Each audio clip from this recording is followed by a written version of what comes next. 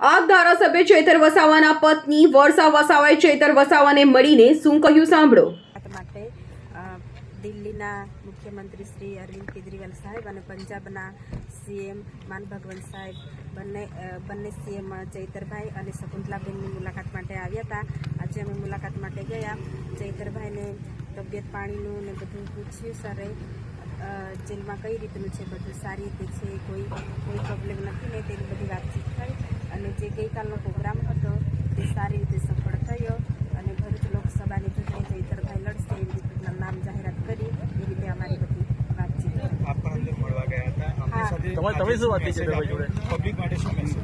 હવે હું પણ ગઈ હતી મળવા માટે તો મને પૂછવામાં આવ્યું કાલનો પ્રોગ્રામ કઈ રીતનો રહ્યો છે। મેં સાહેબને કીધું કે પ્રોગ્રામ તો સારો રહ્યો અને લોકોનો પણ સારો સાથ સહકાર હતો।